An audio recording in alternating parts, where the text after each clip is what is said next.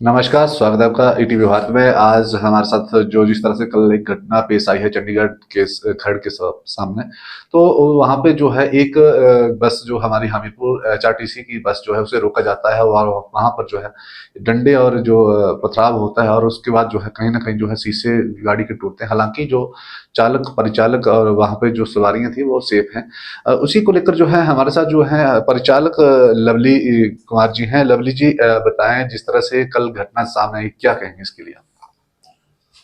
जो भी इंसिडेंट हुआ, अकस्मात हुआ, उसका हमें भी कोई आइडिया नहीं था जो भी हुआ। और जो भी हुआ ठीक नहीं हुआ। लेकिन हम ये बोलना चाहते हैं, मैं ये बोलूँगा कि हमारी किसी भी सवारी को कोई चोट नहीं आई, सारे सेफ रहे, ड्राइवर कंडक्टर दोनों ही सेफ रहे। तो थैंक्स टू गॉड कि किसी को कोई जानी नुकसान नहीं हुआ। गाड़ी तो हमारी बहुत नुकसान हुआ, गाड़ी का तो बहुत फ्रंट शीशा टूटा हुआ है, कंडक्टर साइड के बहुत सारे शीशे टूटे हुए हैं। गाड़ी का तो नुकसान है, लेकिन किसी भी व्यक्ति को या सवारी को कोई चोट नहीं आई। अगर मैं बात करूं तो बस जो चली थी वो कब चली थी चंडीगढ़ से, और कब जो है वो हमला हुआ था, कहाँ जैसे हुआ था, क्या उस टाइम जो है जब, क्योंकि खरड़ के पास जो बस स्टैंड सुनने में आ रहा है कि सवारियां चढ़ाई उसके बाद वो घटना सामने आई, उसके बारे में? हमारी गाड़ी 6:15 से शाम को चंडीगढ़ से चली हमीरपुर के लिए, और 6:40 के आसपास गाड़ी हमारी खरड़ में थी। खरड़ बस स्टैंड जो पुल के नीचे है, वहाँ हमने सवारियाँ लोड की। और सवारी लोड करके हम हार्डली 250 या 300 मीटर निकले थे खरड़ से। शिवजोत के सामने थे हम। और गाड़ी उस रोड पे ट्रैफिक बहुत ज़्यादा होता है, क्योंकि शाम के टाइम में ऑफिस क्लोज होता है, तो बाइक्स कार्स बहुत ज़्यादा होता है। तो हमारी गाड़ी 20 या 25 की स्पीड से थी, अप्रॉक्सीमेट इतनी ही। तो हम चले हुए थे स्मूथली। और जो भी इंसिडेंट प्लान किया था बंदों ने, वो प्री प्लान था। वो ऑलरेडी कार में थे, और दो बंदे उनके निकले, और हमें लगा कि ये कोई सवारी लोड करवाने चाहते हैं बस में। लेकिन उन्होंने अपनी एक हाथ में डंडे रखे थे और एक हाथ से वो इशारा कर रहे थे कि गाड़ी रोकी जाए। तो जैसे वो बस के बिल्कुल सामने आए, उन्होंने अपना दूसरा हाथ आगे करके, जिसमें डंडा था, उससे बस के फ्रंट शीशे के ऊपर अटैक किया और गाड़ी के पूरा शीशा डैमेज कर दिया। अटैक करते करते वो कंडक्टर साइड निकल गए, वहां भी उन्होंने काफी शीशे डैमेज किए और गाड़ी को बहुत नुकसान हुआ। सवारियों की बात करूं, कितनी सवारियां उसमें थी, और जब ये घटना सामने आई तो किस तरह का माहौल जो है बस में था? जब इंसिडेंट हुआ तो 26 पैसेंजर थे जो ऑलरेडी टिकट बन चुके थे उनके।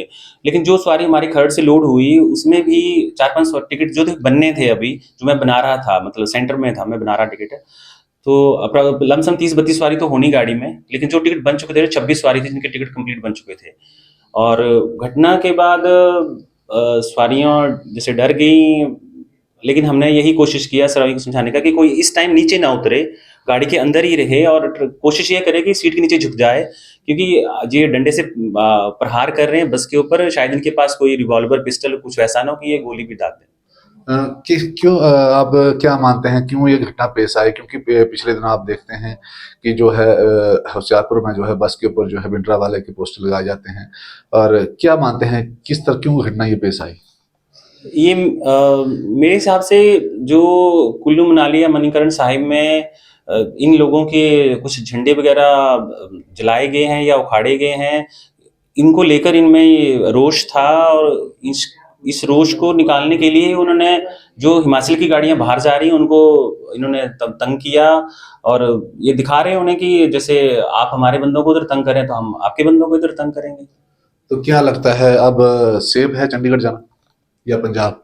अभी मैं तो कुछ नहीं बोल सकता हूँ कि सेफ है, क्योंकि हम भी कल जब चले थे तो हमारे माइंड में वैसा कुछ नहीं था। कि हम तो चंडीगढ़ को अपने घर की तरह मानते हैं, यहाँ रूटीन में आते जाते हैं, हफ्ते के दो दो चक्कर लगाते हैं। तो वैसा तो कभी फील ही नहीं हुआ हमें कि चंडीगढ़ कोई बहुत दूर है या बड़े शहर में है, हम उसको घर की तरह ही मानते थे। लेकिन कल जब इंसिडेंट हुआ तो उसको देख के तो थोड़ा हम भी डर गए कि हम वाकई पंजाब में आ गए और वैसा कुछ हुआ है।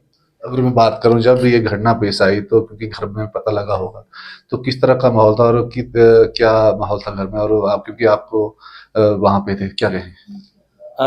मैंने घर में बताया ही नहीं, सच में बोलूँ, अपने घर में नहीं बताया पर्सनली, क्योंकि वो बार बार फोन करते तो जो हमारा बाकी काम था वो डिस्टर्ब हो जाता। और अभी तक मैंने उनको नहीं बताया हुआ कि ऐसा हुआ हमारे साथ। हाँ, मिसेज का फोन आ रहा था, मैं बोला कि गाड़ी खराब है तो उसका रिपेयर करवा रहे हैं। लेकिन जो मेरे फ्रेंड सर्कल में थे या मेरे सीनियर थे, साहब थे, हमारे अड्डा इंचार्ज थे या हमारे डीएम साहब थे, उनके बार-बार कॉल आए। साहब ने बहुत अच्छा सपोर्ट किया हमें। सीबी चंडीगढ़ से हमारे सीआई साहब, इंस्पेक्टर साहब हमें एकदम सपोर्ट करने के लिए आए।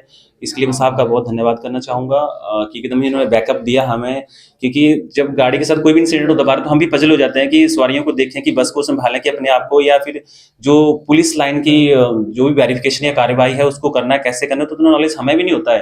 क्योंकि हमारे साथ भी फर्स्ट टाइम ही ऐसा कुछ हुआ, तो इस चीज़ को टैकल करने के लिए साहब ने हमें बैकअप दिया, बहुत अच्छी सपोर्ट दी कि सीबी चंडीगढ़ से हमारे सीआई साहब और सब इंस्पेक्टर सब हमारे पास आए।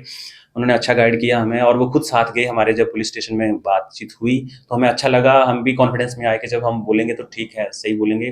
और डीएम साहब तो रात मेरे को 1 बजे तक फ़ोन करते रहे कि बेटा आपने घबराना नहीं है, जो भी होगा। एमडी सर की मेरे को कॉल आई तो उन्होंने भी यही बोला कि जो भी होगा आप करिए, एफआईआर करवाइए, बाकी घबराना नहीं है आपने। तो बहुत अच्छा रहा। हमारे अड्डा इंचार्ज साहब, हमारे मेरे जो फ्रेंड सर्कल, मेरे सीनियर भाई हैं या जूनियर भाई हैं, सब ने मेरे को कॉल किया, तो सबकी बहुत अच्छी सपोर्ट रही। अगर मैं बात करूँ तो सरकार से क्या मांग रही? सरकार से हमारी यही मांग रहेगी कि फ्यूचर में ऐसे दंगे फसाद नहीं होने चाहिए। अगर पंजाब के लोग हिमाचल में आ रहे हैं तो वो भी सिस्टमैटिकल तरीके से आएँ, हिमाचल के लोग बाहर जा रहे हैं तो वो भी सिस्टमैटिक तरीके से जाएँ, प्यार भाव से रहें। आपस में अगर प्यार से रहेंगे तभी सर्वाइव कर पाएँगे प्रॉपरली, तो प्यार से ही रहना चाहिए। तो ये थे हमारे साथ लवली कुमार जी, जिन्होंने हमारे साथ बात की और जो जिस तरह की रात की घटना थी उसे जो है जिस आप बीती जो है हमारे साथ जो है साझा की है, और किस तरह से घटना पेश आई, वो पूरा घटनाक्रम जो है हमारे साथ अभी बताया है। हमीरपुर से ईटीवी भारत के लिए सुमित राठौर की रिपोर्ट।